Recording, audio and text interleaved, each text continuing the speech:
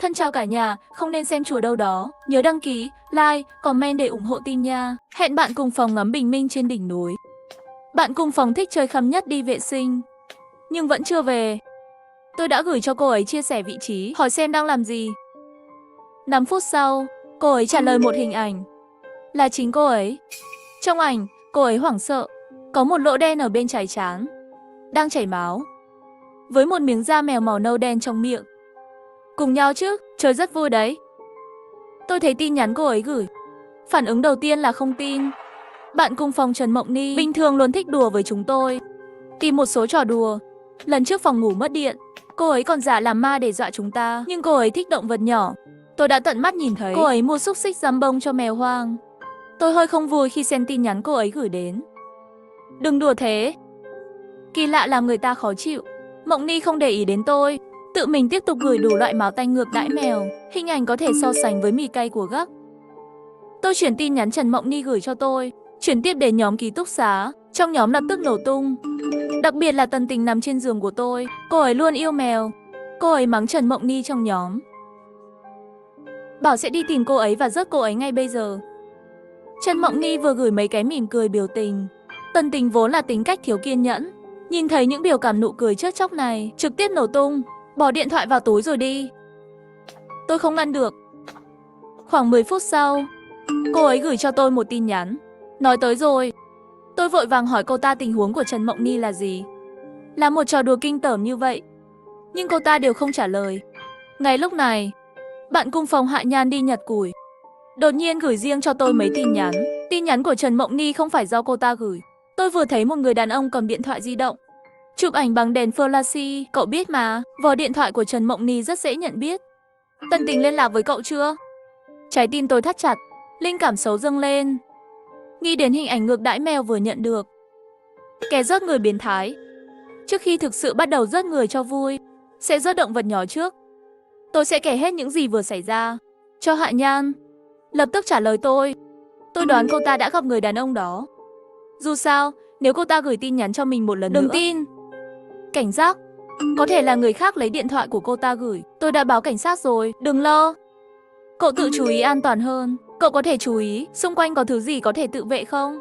Gậy và đá đều được. Cứ ở trong lều chúng tôi đã dựng, chờ tôi đến tìm cậu. Tôi nhanh chóng ở xung quanh tìm thứ gì đó để tự vệ. Nhưng trời có đường tuyệt nhân, một mảnh đất trống gần đó. Không có gì. Tôi và Hạ Nhan đã mở chỗ chia sẻ cho nhau. Tôi nắm chặt điện thoại, ngồi xổm trên mặt đất chờ Hạ Nhan đến. Màn hình điện thoại đột nhiên sáng lên, một tin nhắn xuất hiện. Là quà Tần Tình, đừng tin bất kỳ tin tức nào của Hạ Nhan. Nghĩ đến lời vừa nói, tôi rất cẩn thận. Thấy tôi không trả lời, Tần Tình hình như đang gấp, gửi cho tôi mấy giọng nói liên tiếp. Tình hình rất nguy cấp. Bà điên Hạ Nhan lại hại mấy người chúng ta. Giọng nói Tần Tình rất nhanh, nhưng tôi có thể nói đó là cô ấy. Cậu có nhớ đề nghị chúng ta cắm trại ở đây không? Người ngắm bình minh là ai? Là địa điểm cũng là cô ta chọn. Cô ấy nói đây là nơi tốt nhất để xem. Nhưng tôi vừa lấy điện thoại kiểm tra rồi, ở đây hoàn toàn không phải, và rất xa xôi. Ba người chúng ta đều không phải là người có năng lực, không biết đâu là nơi tốt nhất để ngắm bình minh, cho nên mọi chuyện đều do Hạ Nhan sắp xếp.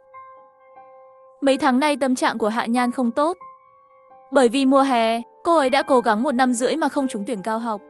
Và ba chúng tôi đã trúng tuyển rồi. Hạ Nhan mặc dù không nói ra, nhưng tôi có thể cảm nhận rõ ràng sự căm ghét của Hạ Nhan. Tôi cũng đột nhiên nhớ ra, mấy ngày nay Hạ Nhan của thật có chút kỳ lạ. Hạ Nhan còn mang theo một chiếc khăn lụa. Cô ấy sẽ vì kỳ thi tuyển sinh sau đại học chống lại ba chúng ta, sau đó lên kế hoạch làm hại chúng ta ngày hôm nay. Thật lố bịch, nhưng lại có một chút hợp lý. Tôi suy nghĩ một nửa, đã gửi tin nhắn cho Tần Tình.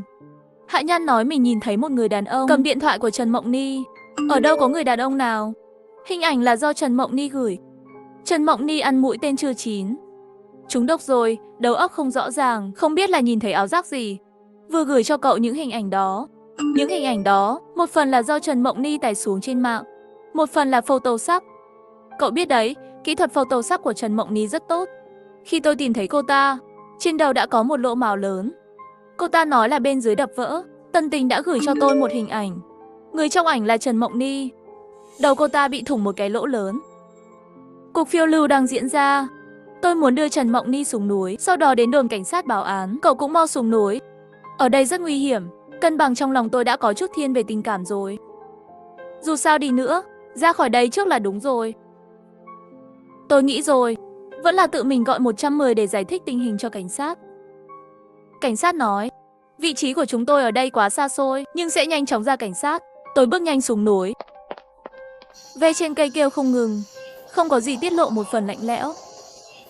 Tôi đi vội, tạm thời không chú ý, không biết bị cái gì trộn một chút. Tôi mượn ánh trăng mờ, chỉ có thể nhìn thấy mơ hồ, trên mặt đất là một đám lông trắng. Tôi bật đèn tin lên, là da mèo. Tôi sợ đến nỗi lùi lại vài bước, cho đến khi cảm giác mềm mại đến từ phía sau. Hít một hơi thật sâu, chậm rãi quay lại. Hắn đang đến. Cho tôi vào. Cô ấy nói Hạ Viêm có vấn đề. Hạ Viêm nói cô ta có vấn đề, nhưng có một điều chắc chắn. Bây giờ có một tên biến thái ngược đãi mèo ngoài kia. Cho đến khi cảm giác mềm mại đến từ phía sau. Hít một hơi thật sâu, chậm rãi quay lại. Trên cây, treo đầy đủ các loại xác mèo kỳ lạ. Một cơn ớn lạnh từ lòng bàn chân lên trên. Sao có thể có người tàn nhẫn như vậy? Tần Tình không phải nói những hình ảnh đó là Trần Mộng Ni tìm trên mạng sao? Cô ta đang nói dối. Cho dù là tiếng thật của Tần Tình thì đã sao? Cô ta có thể đã bị bắt cóc. Người đó ép cô ta gửi tin nhắn cho tôi. Tôi mở điện thoại là tin nhắn từ Tần Tình. Tôi sẽ đợi cậu ở đây. Chúng ta cùng xuống núi, ba người an toàn hơn. Được rồi, tôi sẽ tới ngay. Sau khi gửi tin nhắn cho Tần Tình, tôi đi về hướng ngược lại với hướng xuống núi. Chỉ có một con đường xuống núi. Người cuồng mặt nạ chắc là muốn dùng Tần Tình, lại dẫn tôi xuống núi. Và tôi trực tiếp chỉ ra rằng Tần Tình đang nói dối. Không tốt cho tôi. Ngược lại, nó có thể khiến những kẻ ngược đãi mèo tức giận. Điện thoại trong túi liên tục rung. Đó là cuộc gọi tiếp theo đến cho tôi. Tôi lấy rồi. Đầu dây bên kia giọng cô ta hơi khàn, nhưng vẫn có thể nghe ra là chính cô ta. Làm thế nào cậu lại tắt chia sẻ vị trí? Tôi gửi tin nhắn cho cậu, cậu cũng không trả lời. Nó làm tôi sợ chết khiếp. Tôi đã chọn lọc những gì vừa xảy ra. Đã nói với Hạ Nhan, vậy thì cậu thực sự đã đi qua địa ngục rồi. Tôi nghĩ họ bị khống chế. Người đó muốn gây bất hòa giữa chúng ta. Ngộ độc nấm xanh không phải như thế này. Về cơ bản đều là tỉnh táo bị ngộ độc. Không phải vì ngộ độc, tôi sẽ tìm cho cậu hình ảnh ngược đãi mèo trên mạng. Năm ngoái chú hai tôi ăn một miếng thịt xông khói xào gân tay, cả người đều bình thường. Cho đến khi chú tôi nhìn thấy một con tắc kè cao 2 mét mới biết mình trúng chiêu. Tôi bầm mấy tiếng, các bước dưới chân nhanh hơn. Tôi muốn tìm cho mình một nơi để trốn. Tần Tình, họ đang chờ chúng ta trên đường xuống núi. Chúng ta tìm một chỗ trốn đi. Chờ cảnh sát tới. Tôi đến tìm cậu. Tôi không muốn cô ta đến tìm tôi. Tôi vẫn còn một số nghi ngờ về cô ta. Tôi nói, chúng ta đều trốn tránh nhau. Như vậy coi như bị bắt. Cũng không đến mức bị một lưới bắt hết. Đến lúc đó người không bị bắt cũng có thể cung cấp manh mối cho cảnh sát đến đây. Hạ Nhan không nói thêm gì, đã đồng ý với đề nghị của tôi. Tôi chạy dưới ánh trăng. Cũng may là ông trời đã chiếu cố tôi. Tôi đã tìm được một nơi để trốn. Là một tòa nhà nhỏ bỏ hoang ở tầng 2. Phía sau đột nhiên có tiếng động nhỏ. Tôi không dám nhìn lại. Tôi chạy vào nhà, tìm một căn phòng có vẻ chắc chắn, trốn vào. Khóa cửa lại rồi. Tôi dựa vào cửa lau mồ hôi trên trán. Tiếng giày đạp trên cầu thang càng ngày càng gần, càng ngày càng rõ ràng. Có người tới. Trái tim tôi bỗng nhiên đề cập đến cổ họng. Cửa bị gõ rồi. Có người đang đuổi theo. Cứu, mở cửa ra. Cho chúng tôi vào. Bên ngoài có tiếng Tần Tình khẩn trương kêu cứu. Tần Tình, không phải nói họ đang trên đường xuống núi chờ tôi sao? Sao lại xuất hiện nhanh như vậy? Tần Tình, không phải cậu nói sẽ đợi tôi trên đường xuống núi sao? Tôi đã đợi cậu ở đó. Nhưng sau đó tôi gặp Hạ Nhan. Tôi vốn tưởng Hạ Nhan chỉ vì cực kỳ hận chúng ta, muốn dạy cho chúng ta một bài học. Không ngờ cô ta lại điên như vậy, muốn giết người. Cô ta có dao. Trần Mộng Ni đã bị giết chết rồi. Tôi vừa mới thoát được. Tôi không biết khi nào cô ta sẽ bắt kịp. Tần Tình đều đang run rẩy. Với tiếng khóc, tôi xin cậu hãy cho tôi vào. Tôi không chạy được nữa. Cửa bị cô ta đập rung chuyển. Cậu đừng vội. Tôi đã báo cảnh sát rồi, cảnh sát sẽ đến sớm thôi. Tôi không thể không vội. Cô ta sắp đuổi theo. Cô ta sẽ giết tôi. Cứ mở cửa cho tôi vào đi. Làm ơn đi. Tôi không biết những gì Tần Tình nói là thật hay giả. Tôi lấy điện thoại di động ra và gọi điện thoại video cho Tần Tình. Điện thoại đổ chuông 2 giây là nhấc máy. Bên kia điện thoại là khuôn mặt Tần Tình. Mặt cô ấy đầy nước mắt, mắt đầy sợ hãi. Cô ta cứ nói sẽ đến. Cô ta đang đến, cho tôi vào. Cô ấy nói Hạ Nhan có vấn đề. Hạ Nhan nói cô ta có vấn đề, nhưng có một điều chắc chắn. Bây giờ có một tên biến thái ngược đãi mèo ngoài kia. Bạn nói những hình ảnh ngược đãi mèo đó là Trần Mộng Ni tải xuống từ mạng. Một số là của cô ta photoshop, nhưng tôi thực sự đã nhìn thấy xác của con mèo. Sao cậu lại nói dối? Tôi không nói dối. Tôi thực sự không thấy ai ngược đãi mèo. Khi tôi đi tìm Trần Mộng Ni, chỉ thấy một mình cô ta nằm trên mặt đất, máu trên đầu, không có xác mèo xung quanh cô ta. Cô ta nói là Hạ Nhan đột nhiên phát điên đập vỡ đầu cô ta. Sau đó khi tôi đỡ cô ta xuống núi chờ cậu, lại gặp cô ta. Tôi cau mày, Tần Tình. Đột nhiên không nói chuyện nữa, cô ta cúp máy. Mở miệng bên ngoài, cậu hỏi nhiều như vậy. Rất nhiều lý do. Chỉ là không muốn mở cửa cho tôi thôi. Giọng cô ta bình tĩnh, sự hoảng loạn vừa rồi đã biến mất. Kẻ ghi tu người ích kỷ. Cậu muốn chú ý đóng cửa bạn thân của mình để chắt phải không? Cô ta tức giận tiếp tục phái cửa ra mở cửa. Mở cửa ra. Nếu không chúng ta sẽ chớt cùng nhau. Nghe tiếng gầm ngoài cửa. Da đầu tôi ngửa ra. Điện thoại trong túi đổ chuông. Là Hạ Nhan. Đừng tin Tần Tình. Tôi thấy cô ta bị người đàn ông ngược đãi mèo bắt làm con tin. Đi tìm cậu rồi. Tôi sợ cậu gặp nguy hiểm, lén theo sau họ. Nhưng cậu cũng phải chú ý nhiều hơn đến sự an toàn. Cái lô âm thanh ngoài cửa đã biến mất. Tôi đột nhiên nghe thấy tiếng của bóng nước vỡ. Sau đó là tiếng vật nặng rơi xuống đất. Có chất lỏng gì chảy vào theo khe hở dưới cửa. Tôi mượn ánh sáng của điện thoại để xem đó là máu. Sao lại trốn trong tủ quần áo? Một lúc chạy cũng không dễ chạy. Tôi nhìn Hạ Nhan, môi cô ta trắng bệch, nắm tay tôi run không ngừng. Tôi nhìn qua khe cửa. Tần Tình nằm đó, trông vô hồn. Tôi run rẩy. Tần Tình đã bị rớt, nhưng tin tức của cô ta vẫn là từng cái một đổ vào điện thoại của tôi. Mở cửa ra. Là ngược đãi mèo. Kẻ ngược đãi mèo gửi bằng điện thoại di động của cô ta, dùng dao liên tục cào cửa. Cô ta nói rồi, mở cửa ra. Tôi có tặng cô một con mèo con mới. Là mèo con mà mẹ tôi vừa đi nhận nuôi. Chỉ có bàn tay tôi to thôi. Tôi mang nó trong túi. Trên đường mấy lần, tôi gần như không thể không bóp cổ nó đến chết. Nhưng khi nghĩ đến chuyện này thì giữ lại cho cô. Tôi đã kiềm chế. Giọng anh ta lạ quá. Chắc là mang theo bộ thay đổi âm thanh. Nhưng trong lời nói của hắn lại có vẻ như là biết tôi. Cô không nhớ tôi sao?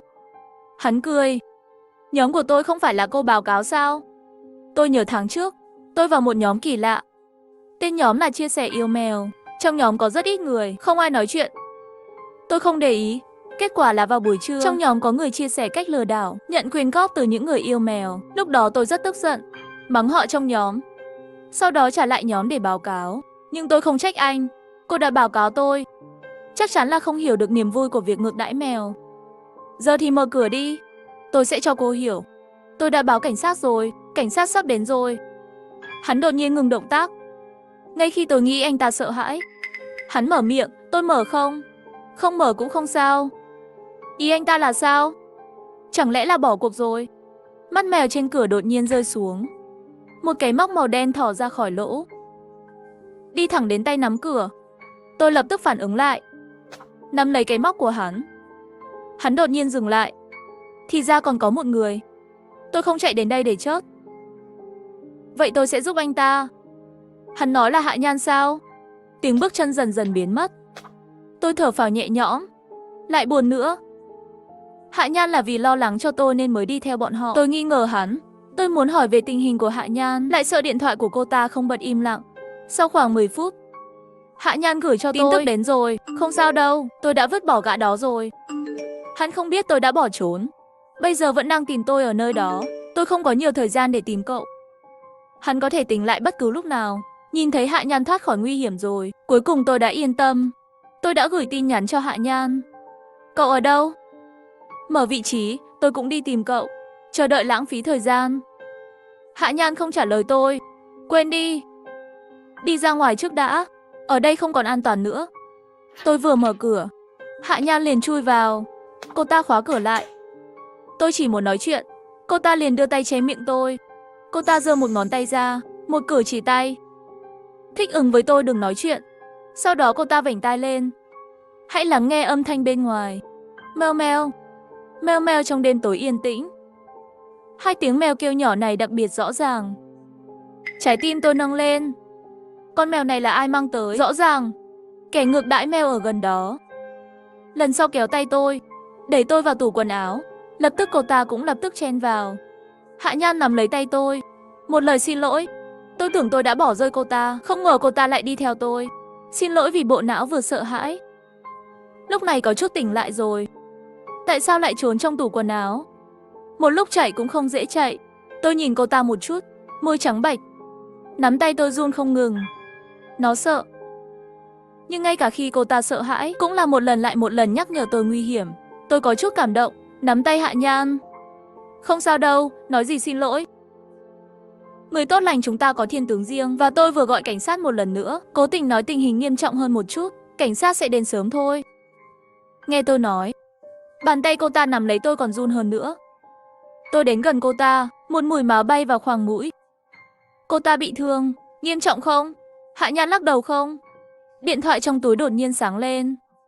Tôi vừa lấy điện thoại ra, Hạ Nhan liền nắm tay tôi, lấy điện thoại ra khỏi tay tôi. Đừng nhìn có ánh sáng. Ở đây tối quá, một chút ánh sáng sẽ được phát hiện. Chúng tôi lặng lẽ chờ đợi. Mèo ở dưới không ngừng kêu gọi. Kẻ ngược đãi mèo không lên lầu. Sao cảnh sát này vẫn chưa đến? Có phải vì vừa rồi chưa có ai chết không? Tôi chỉ nói có người ngược đãi mèo. Cảnh sát vẫn chưa nhận ra mức độ nghiêm trọng của vấn đề. Tôi sẽ gọi cảnh sát một lần nữa. Tôi nhìn xuống túi quần. Nhìn tôi kỳ lạ. Tôi đến gần cô ta và nói một câu về điện thoại di động. Ánh mắt cô ta thay đổi. Khóe miệng cong một biên độ kỳ lạ. Nhưng cô ta không nói gì. Tôi cho tay vào túi bên trái của cô ta. Bên trong có một hộp chìa khóa, 4 điện thoại di động. Bộ não của tôi đang ngủ đi. Trái tim như bị người ta nắm chặt, không thể ngừng nhảy lên. Nỗi sợ hãi dữ dội khiến não tôi trống rỗng. Hạ Nhan hoàn toàn quay mặt về phía tôi, cho tôi một nụ cười kinh khủng. Tôi nuôi mèo một thời gian trước khi rớt chúng. Chơi với họ, mua cho họ đồ ăn tốt nhất. Khi họ hoàn toàn tin tưởng tôi sẽ lột da chúng ra. Nó đơn giản hơn là rớt một con mèo mà cậu không biết, vui hơn nhiều. Bây giờ tôi phát hiện ra rằng phương pháp này cũng tương tự đối với con người. Hạ Nhan mở ra, khăn lụa trên cổ lộ ra của táo của thanh quản. Ném bộ thay đổi âm thanh ra ngoài. Vẫn là lần đầu tiên gặp mặt. Tôi là anh trai sinh đôi của Hạ Nhan. Hắn nắm lấy tóc tôi, đặt đầu tôi lên ngực anh ta. Nghe nhịp tim tôi đi. Cảm nhận sự phấn khích của tôi bây giờ, tôi chợt tỉnh lại. Cầm điện thoại và chìa khóa trong túi hắn. Một cái kéo ra. Cầm điện thoại di động đập mạnh vào sống mũi của anh ta. Bây giờ là đủ sức rồi. Hắn bỗng nhiên khóc lên. Tôi nhanh chóng dùng tay chân bò ra ngoài. Lăn và bò về phía trước. Đồ khốn, tôi sẽ lấy ngón tay của cô. Cắt từng cái một. Hạ Nhan cắt cái mũi đang chảy. Giống lên sau lưng tôi.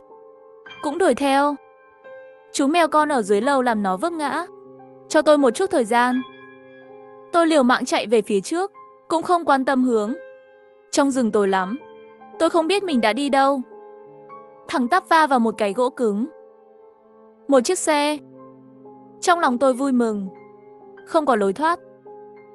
Tôi muốn tìm thứ gì đó để đập vỡ cửa sổ xe. Cửa xe tự mở.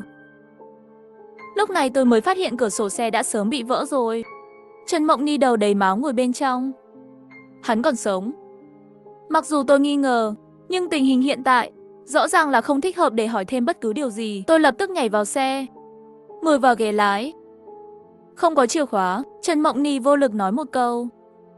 Tôi không để ý đến cô ta, trong lòng thầm niệm 3 lần, Chúa phù hộ. Cắm chìa khóa vào. Thành công rồi, chiếc xe này là Hạ Nhan mang đến đây. Cậu biết lái xe không? Trần Mộng Ni hỏi một câu. Trò chơi đua xe có tính không? Tôi khởi động xe. Trần Mộng Ni nhãn cầu đều muốn trừng ra. Nhưng anh trai của Hạ Nhan đã đuổi theo rồi. Khuôn mặt của cô ta chỉ vào chúng tôi và hét lên. Tôi đánh vô lăng. Đánh bên phải đánh bên trái phải không phân biệt đâu. Đường xuống núi bên trái. Cậu làm gì ở bên phải? Trần Mộng Ni hét lên. Tôi nhìn rồi mắt vẫn đang giận dữ mắng mỏ bên dưới. Lái thẳng về phía hắn. Không mở nhầm, anh ta cắt dọc theo bên phải. Anh trai của Hạ Nhan thấy tôi lái xe đến đây, trên mặt cuối cùng cũng lộ ra vẻ mặt sợ hãi. Hắn quay lại và chạy. Thứ nào chạy nhanh hơn xe? Tôi đạp ga và đâm vào anh ta. Chiếc xe đè lên chân anh ta. Anh trai Hạ Nhan hắn hét lên.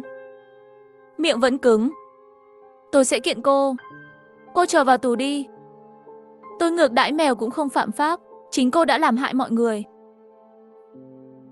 Người phụ nữ xấu tính. Tôi lại ngã xe về phía sau trên chân anh ta. Nhấn qua lại. Miệng anh ta mềm lại.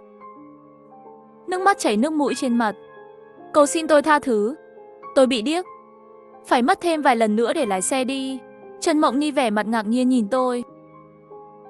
Tôi liếc nhìn cô ta. Tôi chưa bao giờ lái xe. Quá lo lắng, quá sợ hãi. Người đối diện là tên cướp với vũ khí giết người. Hắn vừa giết một người. Tôi hoảng quá nên mới lái nhầm đường. Cậu có thể hiểu không? Tôi nhìn chằm chằm vào Trần Mộng Ni. Thấy cô ta chậm rãi gật đầu. Tôi mới thu lại ánh mắt. Chuẩn bị lái xe xuống núi. Nhưng một người không biết lái xe. Làm sao lái xe đến đồn cảnh sát? Tôi rơi vào trầm tư. Bên cạnh Trần Mộng Ni đột nhiên đặt tay lên tay tôi. Ánh mắt nóng bỏng nhìn tôi, đường núi không dễ lái. Vẫn là nên để tôi lái đi. Và cậu không biết lái xe. Tôi hơi do dự. Trần Mộng Ni nhìn tôi như thế này có vẻ hơi vội rồi. Tôi sẽ không làm hại cô. Chúng ta là bạn. Chỉ là sợ chúng ta vừa thoát khỏi tên biến thái đó. Đừng vì tai nạn xe lại vào Diêm La Điện. Đừng ngần ngại. Để tôi lái. Tôi không nói gì cả. Trong lòng có chút kỳ lạ. Giác quan thứ 6. Hãy để tôi cảm nhận Trần Mộng Ni hiện tại. Nguy hiểm. Trần Mộng Ni đột nhiên cất giọng. Tôi nói rồi. Để tôi lái. Hét xong câu này đi. Cô ta trực tiếp lên tay, tranh giành vô lăng với tôi. Xe bị lệch, đập vào cái cây bên cạnh. Đầu tôi đập vào vô lăng. Cơn đau dữ dội khiến tôi ngắn ngủi. Mất khả năng hành động. Trần Mộng Ni không nghiêm trọng như tôi. Cô ta phản ứng trước. Mở cửa xe và đá tôi xuống. Tôi ngã mạnh xuống đất. Trần Mộng Ni nở một nụ cười u ám với tôi. Quay đầu xe lại và sẵn sàng ép vào tôi. Tôi đổ mồ hôi lạnh. Mặc dù không biết tại sao Trần Mộng Ni đột nhiên như vậy. Nhưng mọi thứ lúc này, nó chỉ ra rằng cô ta sẽ rước tôi. May là vẫn chưa ép tới.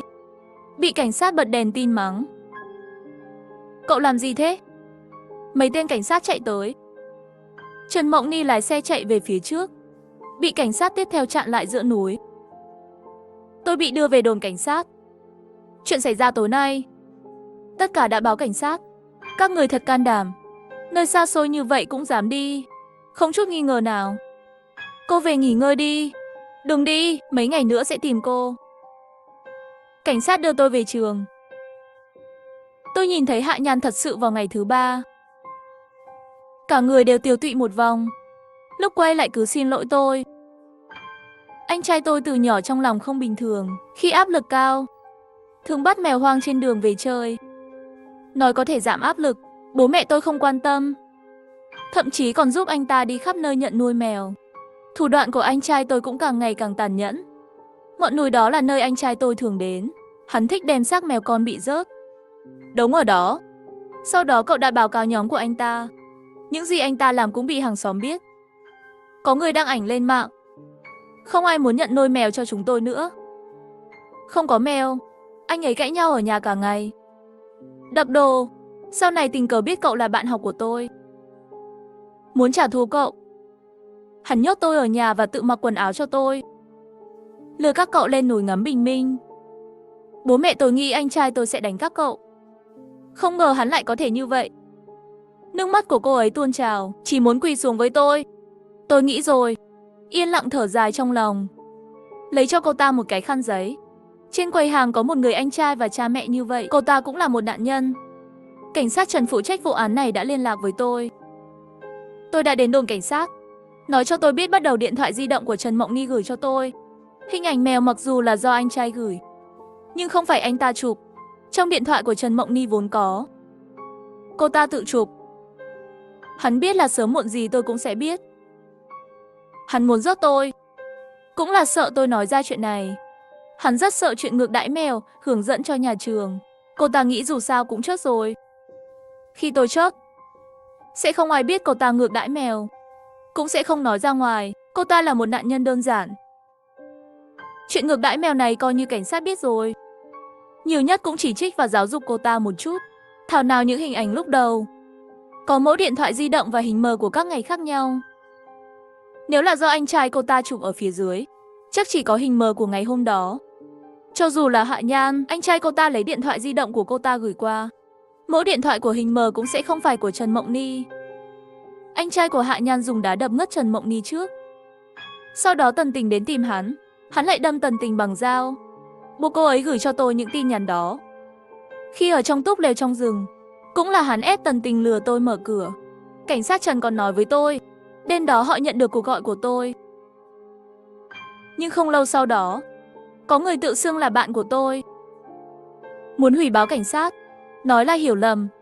Điều này mới làm chậm trễ thời gian ra khỏi cảnh sát. Cũng may đồng nghiệp của họ cảm thấy kỳ lạ, cuối cùng cũng ra cảnh sát. Tôi tính thời gian, là Hạ Viêm, anh ta bắt Tần Tình. Khi gõ cửa nhà tôi đã cố làm anh ta sợ, nói với anh ta là tôi đã báo cảnh sát rồi. Sau đó anh ta gọi lại cho cảnh sát, muốn hủy báo cảnh sát. Nhân tiện, còn quên nói với cô một chuyện nữa. Tần Tình chưa chót, nhưng vết thương hơi nặng, cần ở lại bệnh viện một thời gian. Hạ Viêm hắn cắt cụt 2 chân, ước tính còn phải mong chờ 10 năm 8 năm nữa. Những ngày sắp tới thật khó khăn. Tôi sẽ không chịu trách nhiệm đâu. Cảnh sát Trần ngẩng đầu nhìn tôi một cái. Không cần. Tôi nhấn trái tim. Chuyện Trần Mộng Nhi đã thông báo cho trường học của cô ta rồi. Cô ta sẽ phải ngồi tù một thời gian. Tôi đã cảm ơn sĩ quan Trần. Ra khỏi đồn cảnh sát, vừa đi đến một ngã tư, tôi thấy một cậu bé đang cầm đuôi mèo. Ném mèo xuống đất. Tôi nắm lấy cổ áo của cậu bé. Mẹ của thằng bé chạy tới. Chị ơi, tôi đang cố gắng vì lợi ích của con chị. Hầu như tất cả bọn cặn bã đều ngược đãi động vật khi còn nhỏ, không có biểu hiện của tình yêu, như các cẩn thận bị bắn khi lớn lên, ăn cơm tù. Ánh mắt tôi chậm rãi chuyển đến chân cậu bé. Cười với họ và có nguy cơ kiềm chế. Toàn văn cái tiếp theo thú vị hơn.